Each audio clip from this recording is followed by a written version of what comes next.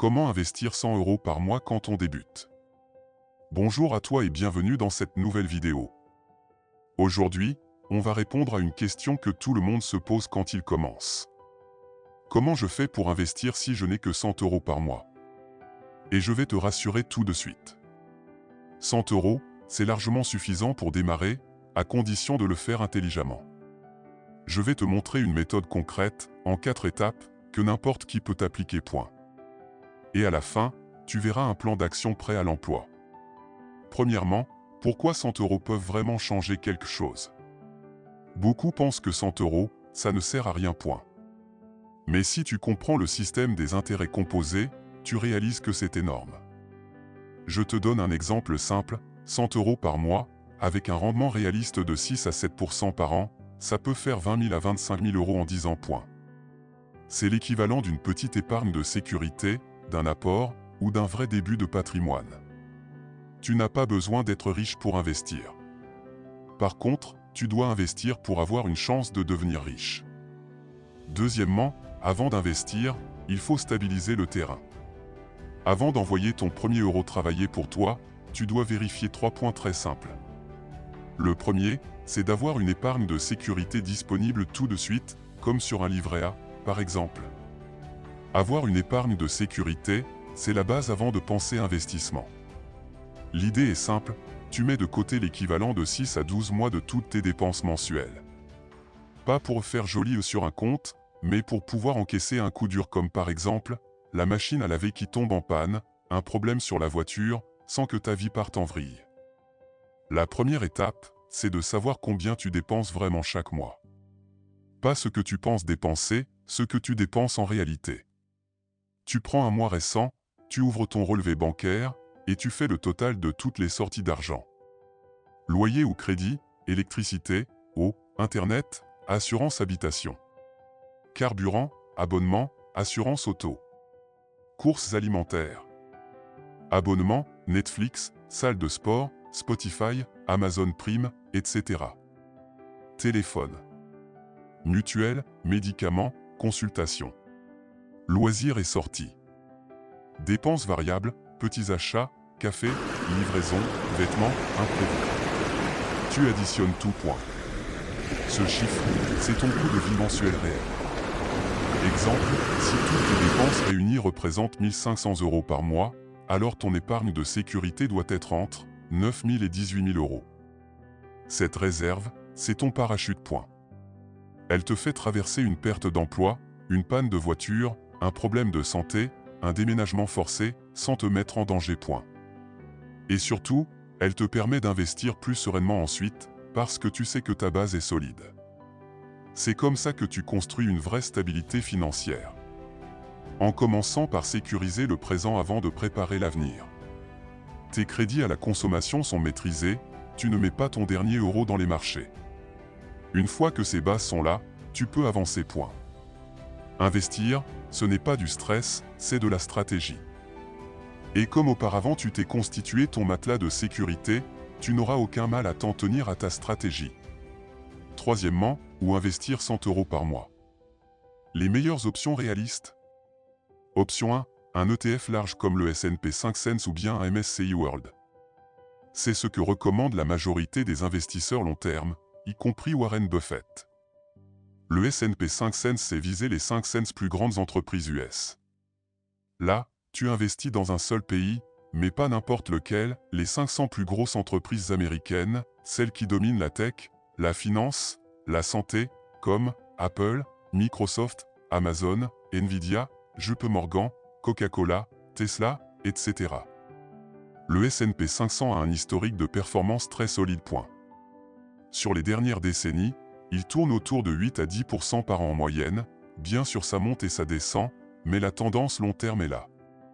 Ce que ça donne concrètement, si tu mets 200 € par mois, sur 20 ans, avec environ 8% de rendement moyen, tu peux dépasser 100 000 €, dont plus de la moitié vient des intérêts composés.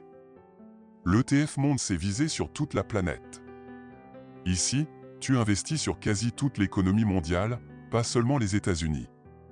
Un ETF Monde, c'est généralement environ 60% d'actions américaines, 20% d'Europe, 10% d'Asie, Japon, Corée du Sud, 10% reste du monde. L'idée c'est que tu n'essaies pas de deviner quel pays fera mieux, tu prends tout point. C'est la stratégie la plus reposante possible. Alors, quelle différence? Pour l'ETF S&P 500, il sera plus rentable historiquement, très simple, concentré sur un seul pays, tu paries sur la domination continue des États-Unis. En ce qui concerne l'ETF Monde, il sera quant à lui, très diversifié, plus sécurisant psychologiquement, rendement légèrement plus bas mais, tu investis sur la croissance globale à long terme. Alors pourquoi tant d'investisseurs les adorent? Parce que tu n'essaies pas de prédire le marché, tu n'as pas besoin d'être un expert, les frais sont ridiculement bas, c'est 100% automatique. Ça grandit avec le temps grâce aux intérêts composés. En clair, ça transforme un simple épargnant en investisseur, même sans aucune connaissance. Option 2, le PEA. Il a des avantages fiscaux très intéressants après 5 ans car tu échappes à la « flat tax » de 30%. Les gains sont exonérés d'impôts sur le revenu mais restent soumis aux prélèvements sociaux, 17,2%, on est en France quand même, il ne faut pas pousser. De plus, certains courtiers proposent maintenant des investissements programmés.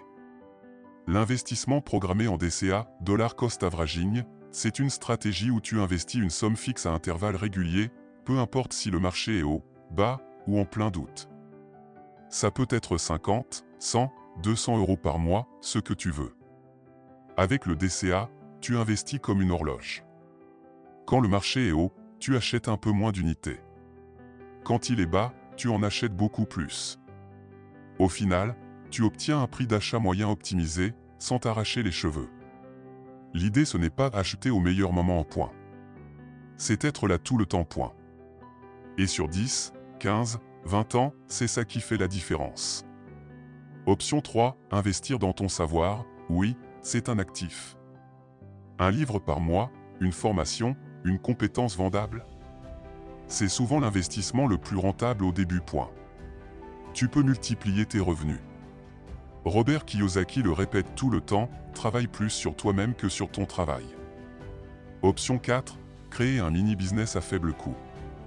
Avec 100 €, tu peux lancer une micro-activité, vendre un service, créer un petit produit numérique, tester une idée. Ton premier actif n'est pas toujours financier. Parfois, c'est une petite activité qui te génère 100 € de plus par mois. Quatrièmement, comment répartir tes 100 € intelligemment? Voici un exemple simple et efficace. 70 € par mois dans un ETF, 20 € par mois en épargne de sécurité ou renforcement, 10 € par mois dans une formation, un livre ou une compétence. Une autre version si tu veux créer un business. 50 € par mois dans un ETF, 30 € par mois que en épargne, 20 € par mois en compétence ou bien un projet perso. L'important, ce n'est pas la répartition exacte point. C'est la constance point. Les petits montants répétés battent les gros coups ponctuels. Pour finir, voici un plan d'action sur 12 mois. Entre le premier et le troisième mois, installation et découverte. Ouvre un PEA ou une assurance vie, investis automatiquement 100 € au mois sur l'ETF choisi. Lis un livre sur l'argent. Kiyosaki, Rami Sethi. Entre le quatrième et le sixième mois, structuration. Vérifie ton budget, construis ton épargne de sécurité, commence à réfléchir à une compétence monétisable. Entre le 7e et le 12e mois, optimisation. Continue à investir, crée une petite source de revenus, 10 à 50 € par mois au début, ajuste ta stratégie sans jamais arrêter l'investissement automatique. En un an, tu n'es plus un débutant point. Tu deviens quelqu'un qui avance. En conclusion, tu vois, investir 100 € par mois, ce n'est pas une histoire de chance. C'est une question d'organisation et de constance. Si tu suis ce plan, dans 12 mois, ta situation sera méconnaissable. Dans la prochaine vidéo, on parlera d'un sujet essentiel. Comment augmenter ses revenus quand on part de zéro, parce que c'est l'étape qui te permettra d'investir encore plus. Alors, on avance ensemble? Si tu as aimé le contenu, abonne-toi à la chaîne, active les notifications et commence ton éducation vers la liberté financière dès maintenant.